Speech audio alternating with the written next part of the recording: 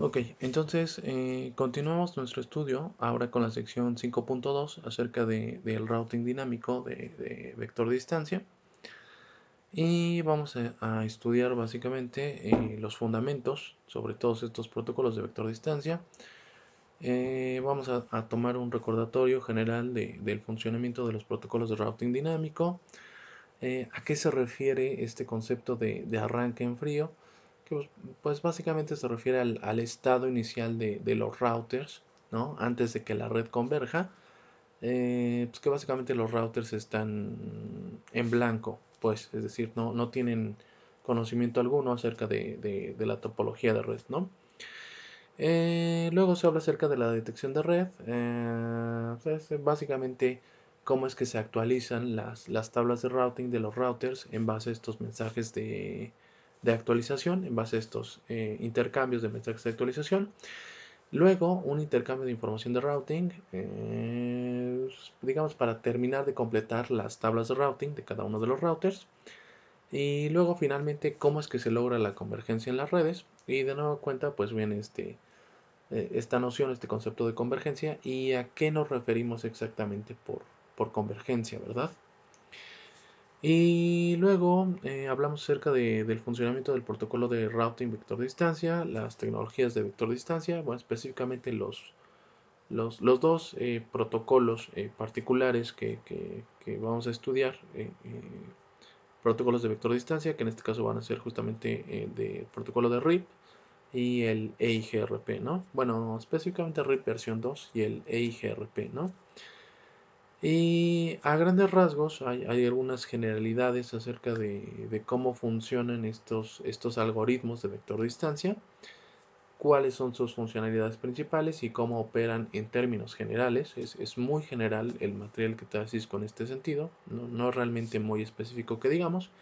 Y pues por ahí una mención particular de qué protocolo se utiliza, perdón, de qué algoritmo de vector distancia utiliza el protocolo RIP y el protocolo EIGRP, pero sin ahondar más en el tema, ¿no? O sea, en ese sentido el material de Cisco pues se queda pues muy superficial, ¿no? Realmente. Y luego, finalmente hablamos de los tipos de protocolos de routing vector distancia y pues se habla acerca del protocolo RIP y EIGRP. Te da más o menos una noción histórica del desarrollo de los dos. Y pues básicamente en la lectura 5231 pues hay una comparación entre RIP versión 1 y RIP versión 2. Y en la lectura 5232 pues hay una comparación entre el protocolo IGRP y su versión mejorada, ¿no? Su versión del protocolo EIGRP, ¿no? Ok, comenzamos con la lectura 5211, funcionamiento del protocolo de routing dinámico. Básicamente todos los protocolos de routing dinámico se caracterizan porque primero el envío y la recepción de los mensajes de actualización se realizan a través de sus interfaces.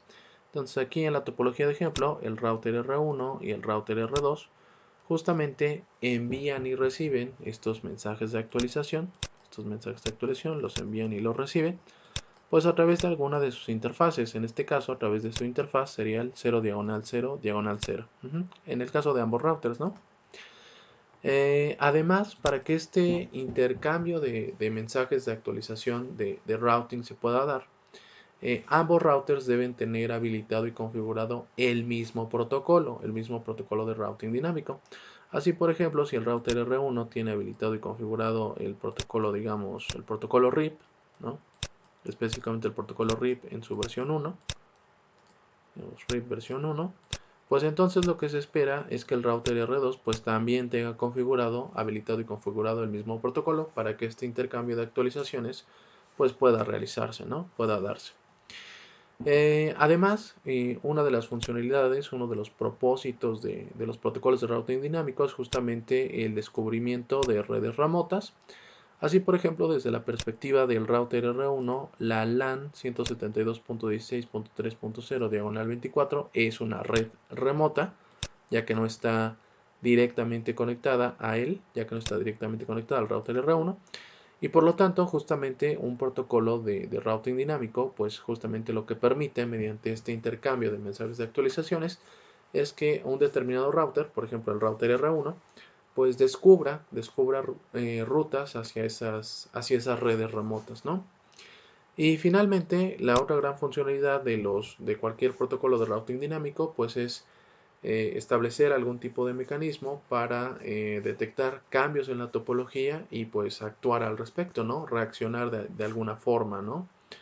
Para dar a conocer, para difundir esos cambios en la topología a los routers y que pues los routers tengan la oportunidad de hacer las modificaciones necesarias a sus tablas de routing, a sus tablas de enrutamiento, ¿no? Ok, arranque en frío. Ahora sí, ¿a qué se refiere esta parte de arranque en frío? Bueno, este término de arranque en frío del que nos habla el material de Cisco, pues básicamente se refiere al estado inicial de los routers antes de que la red converja, ¿no? Y ese estado inicial, ese arranque en frío de los routers, pues básicamente lo que quiere decir es que los routers inicialmente, pues no tienen información alguna, no tienen información alguna acerca de la topología de red, acerca de redes remotas, acerca de rutas, simple y sencillamente en este sentido, los routers inicialmente al principio digamos que están, están vacíos, están en blanco respecto a esta información, ¿no?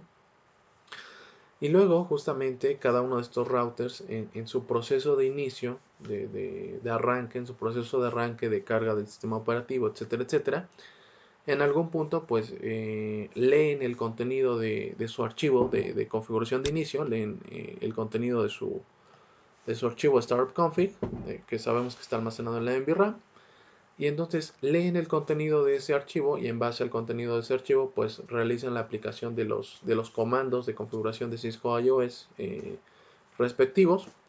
Y una vez, suponiendo que este archivo de configuración de inicio, que este startup config, tenga correctamente configurado un direccionamiento IP para las interfaces del router, entonces lo siguiente que hace cada uno de estos routers es identificar aquellas redes que están conectadas directamente a dichos routers, ¿no?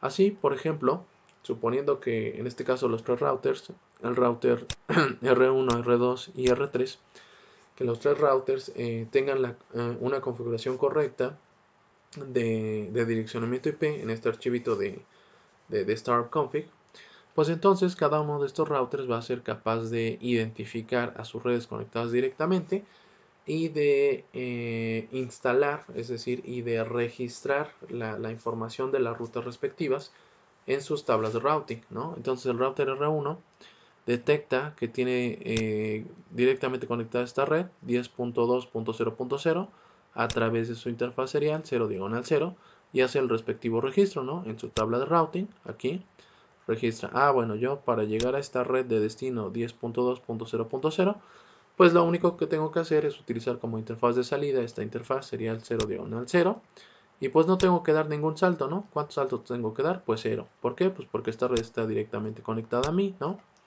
Y de forma similar, pues con la red 10.1.0.0, pero conectada a través de su interfaz Fast Ethernet 0 diagonal 0, ¿no?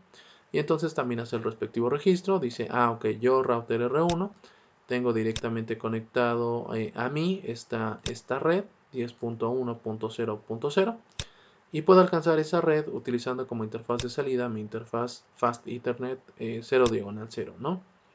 Y pues cuántos saltos necesito dar para llegar hasta esta red de destino, pues 0, ¿no? Porque simple y sencillamente esta red 10.1.0.0 está conectada directamente a mí, ¿no? Y algo similar sucede con los routers R2 y R3 y actualizan respectivamente pues sus propias tablas de enrutamiento, ¿no? Y luego, una vez que se ha logrado esto, una vez que cada uno de los routers ha detectado a sus redes directamente conectadas, lo siguiente que hacen los routers es justamente buscar orígenes adicionales de rutas. Ajá.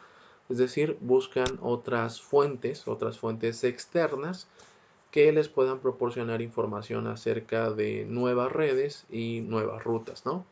O sea, es cuando ya empieza, digamos, ahora sí, el intercambio de mensajes de actualización con routers vecinos, con routers adyacentes, con los que se comparte un cierto enlace en común, ¿no? Que es justamente lo que sigue a continuación, la detección de la red, que en este caso, pues básicamente, recordemos que en el caso de los protocolos de vector distancia,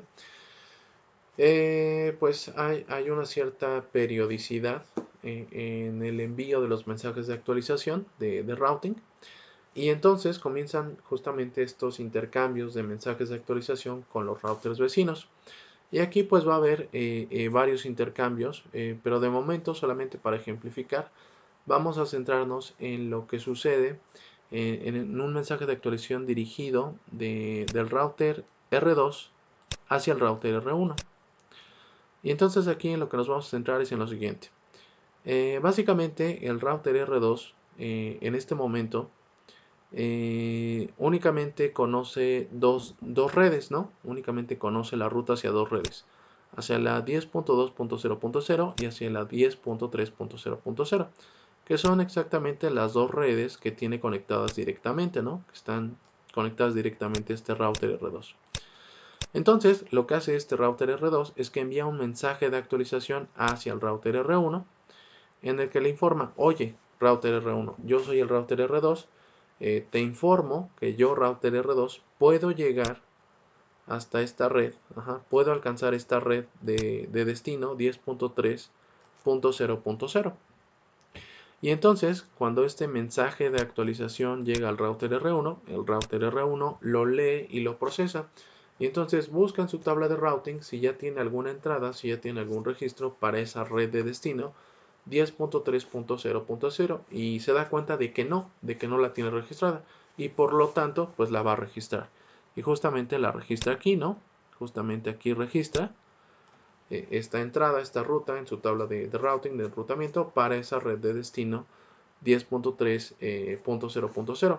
Pero además, como el router R1 sabe que se enteró de la existencia de esta red y de esta ruta a través de un mensaje de actualización que le llegó proveniente del router R2, pues además entonces sabe que este router R1, para poder llegar hasta esta red de destino, tiene que utilizar forzosamente como interfaz de salida su interfaz serial 0 diagonal 0 diagonal 0, porque es justamente la interfaz que lo conecta con el router R2, ¿no? Pero además, el router R2 en ese mensaje de actualización le informó lo siguiente. Le dijo: oye, router R1, yo soy el router R2, te informo que puedo alcanzar, que puedo llegar hasta la red de destino 10.3.0.0, y yo, router R2, para poder llegar a esta red, tengo que dar 0 saltos, ningún salto. Pero entonces el router R1 establece: bueno, el router R2 ya me informó que él, para llegar a esa red, no necesita dar ningún salto. Sin embargo, yo, router R1, sí tengo que dar un salto, porque primero el paquete que yo reenvíe primero tiene que llegar al router R2, y luego el router R2 pues ya se encarga de redirigir el paquete hasta esta red de destino, ¿no? Entonces toma este número de saltos y le hace un incremento, ¿no? Lo incrementa en 1 más 1, y entonces ahora sí, un salto. Y efectivamente, si al router R1 le llegase un paquete dirigido a esa red remota de destino 10.3.0.0, efectivamente tendría que dar un salto, ¿no? Efectivamente el paquete tendría que dar un salto de R1 hacia R2, y luego R2 pues ya realmente reenviaría el paquete hacia esta red. Luego, resultado de un intercambio de mensajes de actualización entre R3 y R2, y entre R1 y R2, aquí al final de cuentas el router R2 va a registrar en su tabla de routing pues rutas hacia las redes 10.1.0.0 y 10.4.0.0. Entonces por aquí va a registrar la 10.1.0.0 y por acá la 10.4.0.0.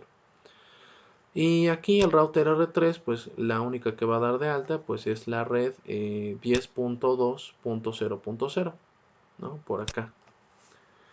Y entonces básicamente al final de todo este procedimiento, cada uno de los routers va a tener el conocimiento de sus redes directamente conectadas y además las redes directamente conectadas a alguno de sus vecinos o bueno, sí, y además de las redes directamente conectadas a sus routers vecinos.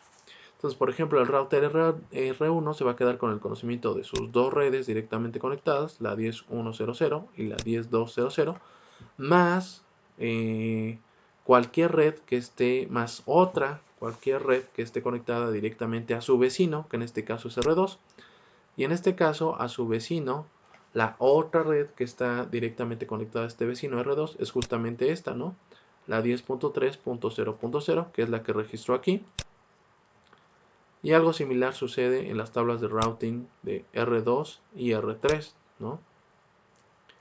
R2 se va a quedar con el conocimiento de sus dos redes directamente conectadas, 10.2 y 10.3, que son las que ya tiene aquí, más las redes conectadas directamente a sus vecinos. Y en este caso R2 tiene como vecinos a R1 y a R3. Y entonces este vecino R1 tiene conectada directamente esta red 10.1.0.0, que es la que va a registrar por acá. Y además va a registrar la red 10.4.0.0 porque justamente es una red directamente conectada a su otro vecino, que es el router R3, ¿no? Ahora sigue el intercambio de información de routing. Y aquí lo que sucede, bueno, hay varios intercambios, pero aquí nos vamos a centrar en lo que sucede cuando el router R2 envía un mensaje de actualización al router R1. Y en un cierto momento, el router R2 va a enviar un mensaje de actualización de routing al router R1, informándole que él, o sea que el router R2, puede alcanzar las redes 10.3.0.0 y 10.4.0.0. Y entonces el router R1 va a revisar su tabla de routing y pues sí, va a verificar, va a validar si ya tiene registradas rutas para esas redes de destino. Entonces, en el caso de la red 10.3.0.0, simple y sencillamente va a decir, esa ya la tengo registrada, ya no necesito cambiar nada. Pero para la red 10.4.0.0 va a decir, ok, para mi router R1, esta red 10.4.0.0 sí es una red nueva, entonces la tengo que registrar. Entonces la registra aquí en su tabla de routing y además, como sabe que se enteró de esa red remota y de esa ruta hacia esa red remota a través de un mensaje de actualización proveniente del router R2, pues entonces sabe este router R1 que para poder llegar a esa red de destino tiene que utilizar como interfaz de salida su interfaz serial 0/0/0, porque justamente es la interfaz que conecta al router R1 con el router R2. Pero además el router R2 referente a esta ruta para llegar a esta red de destino 10.4.0.0 le informa que él, o sea que el router R2 tiene que dar un salto para poder llegar hasta esa red. Y entonces vuelve a hacer lo mismo el router R1 y dice, toma este valor de salto que me está informando el router R2 y le aumento 1 para que me dé un total de 2 saltos. Y efectivamente es correcto. Si el router R1 le llegase un paquete que estuviese destinado hacia esa red remota de destino 10.4.0.0, efectivamente el paquete tendría que dar 2 saltos. Primero del router R1 hacia el router R2 y el segundo del router R2 al router R3. Y algo similar sucede con un envío de mensaje de actualización de R2 hacia R3 que le va a permitir registrar al router R3 pues una ruta hacia esta red remota 10.1.0.0 aquí, de este lado. Ajá. Y luego, ok, al final, ¿cómo se logra la convergencia? Bueno, primero hay que recordar a lo que nos referimos por convergencia. Y aquí en el contexto del material de Cisco, de redes de Cisco, entendemos por convergencia el estado, el momento en el que todos los routers de una determinada red ya tienen la información completa y precisa acerca de toda la red. Es decir, la información completa y precisa de todas las rutas. O dicho de otra manera, es el momento en el que todos los routers ya tienen completas sus respectivas tablas de routing, ¿no? Entonces, en este momento el router R1 ya completó su tabla de routing, el router R2 ya completó su tabla de routing y el router R3 también ya completó su respectiva tabla de routing. Y entonces cuando eso sucede, se dice que la red ha convergido, que la red ya convergió. Además, el tiempo de convergencia toma en consideración la velocidad de propagación, entendiendo en este caso por velocidad de propagación la rapidez con la que los routers reenvían o retransmiten estos mensajes de routing, estos mensajes de actualización de routing. Ajá. Y bueno, se toma en cuenta el tiempo necesario para esos intercambios de mensajes de actualización, el tiempo necesario para el cálculo de las mejores rutas y para la instalación o el registro de esas mejores rutas en las respectivas tablas de routing de los routers, ¿no? Y eso entendemos por convergencia, y así es como se logra al final pues la convergencia de la red, ¿no? Ahora, ¿qué? Tecnologías de vector distancia. Ok. Ah, muy bien. Aquí se hace una comparación básicamente entre los protocolos de RIP versión 2, RIP versión 1 y el protocolo EIGRP, que todos estos protocolos entran justamente dentro de esta categoría de protocolos de routing de vector distancia. Entonces, en general, cualquier protocolo basado en este mecanismo de vector distancia se basa en el intercambio de mensajes, de mensajes de actualización de routing con sus vecinos y además cada router almacena información referente a sus redes directamente conectadas o a cualquier red remota que puedan alcanzar de forma indirecta gracias a sus vecinos o a través de alguno de sus vecinos. Además, las actualizaciones son periódicas cada cierto tiempo. En el caso de RIP versión 1, estos mensajes de actualización se envían cada 30 segundos y además se envían por difusión, se envían a la dirección de broadcast 255.255.255.255. En el caso de RIP versión 2, para ahorrar ancho de banda, para no desperdiciar tanto ancho de banda, pues se utiliza una dirección de multicast solamente para enviar estos mensajes de actualización de routing solo a un cierto grupo limitado de routers vecinos. Y en el caso de EIGRP se puede utilizar tanto multicast como unicast para enviar estos mensajes de actualización a un solo router vecino en particular que necesite esa actualización o esas actualizaciones. Aquí, dentro de las generalidades de los algoritmos de vector distancia, nos dice que cualquier algoritmo de vector distancia tiene por funcionalidades definir algún tipo de mecanismo para enviar y recibir actualizaciones, calcular la mejor ruta e instalarla o registrarla en la tabla de routing de cada uno de los routers, y además detectar cambios en la topología y pues reaccionar ante ellos, ¿no? En este ejemplo de la topología nos dicen, imagina que tienes estos routers, digamos el router R1, el router R2, y que en algún momento determinado el router R2 detecta que hay un fallo, en esta red y que esta red 172.16.3.0 diagonal 24 ya no está disponible. Si eso sucede, entonces un algoritmo de vector distancia tiene que definir algún tipo de mecanismo, primero para detectar ese fallo en la red, ese cambio en la topología, y después hacer algo al respecto. Y en este caso lo que se hace al respecto es que justamente la entrada o el registro en la tabla de routing del router R2 para esa red que antes estaba directamente conectada se elimina, pero además se envía un mensaje de actualización para informarle al router R1 de ese cambio en la topología y que el router R1 también pueda eliminar de su tabla de routing esa ruta hacia esa red de destino. Finalmente, el material de Cisco nos menciona que el protocolo de RIP utiliza como algoritmo de vector distancia un algoritmo conocido como Bellman-Ford, y que en el caso de IGRP y EIGRP se utiliza el algoritmo de actualización por difusión dual o Diffusing Update Algorithm. Pero no entran más detalles al respecto. Comparación entre RIP versión 1 y RIP versión 2. Bueno, ya sabemos que RIP versión 1 envía sus actualizaciones, sus mensajes de actualización de routing por difusión, o sea, utilizando esta dirección, la 255.255.255.255. Mientras que en el caso de RIP versión 2, pues se utiliza o envía estos mensajes de actualización de routing por multicast, por multidifusión, utilizando esta dirección IP. Además, RIP versión 2 pues sí admite direcciones de red sin clase. Es más eficiente porque utiliza este envío de mensajes de actualización por multicast, entonces se ahorra ancho de banda porque no envía estos mensajes de actualización a todos los routers vecinos, sino solamente a unos cuantos.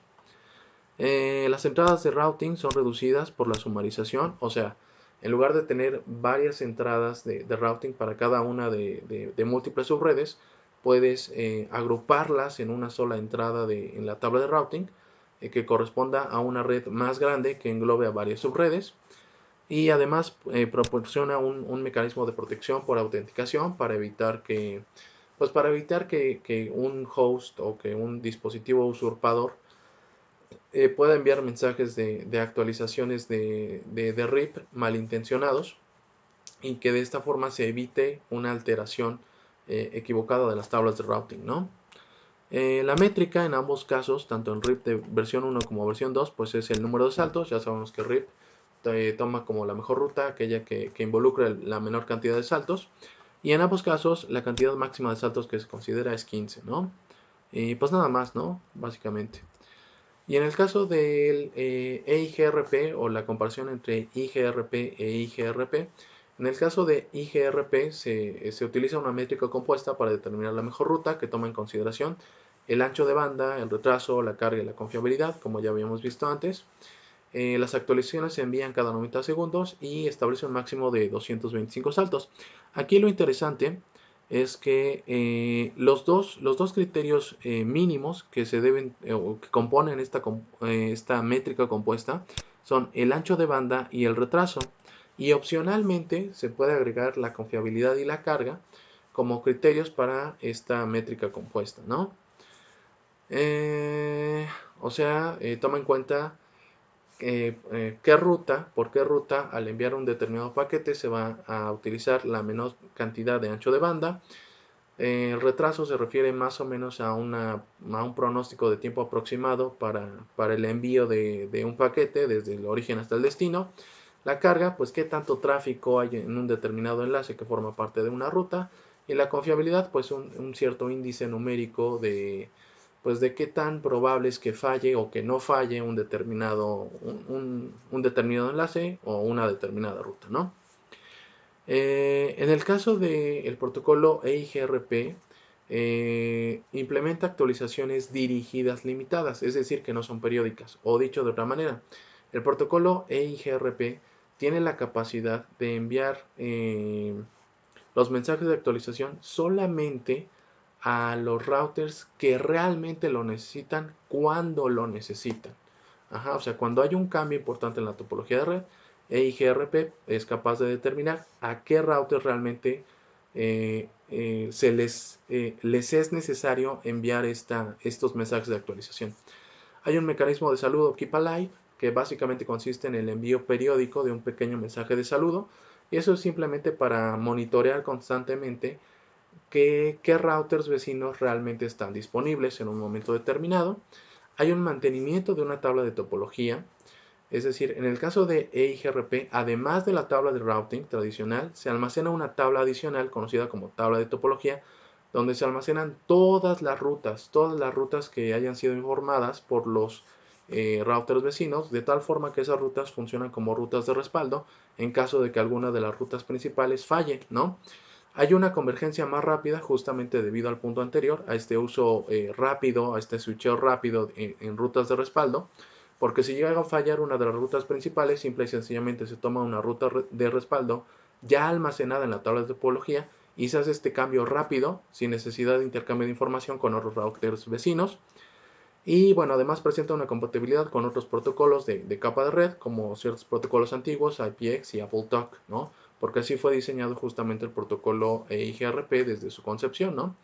Para que internamente utilizara unos ciertos módulos que le permitiesen esa compatibilidad con otros protocolos, más allá de los protocolos IPv4 e IPv6, ¿no? Y bueno, eso es todo en esta parte. Con eso terminamos la sección 5.2.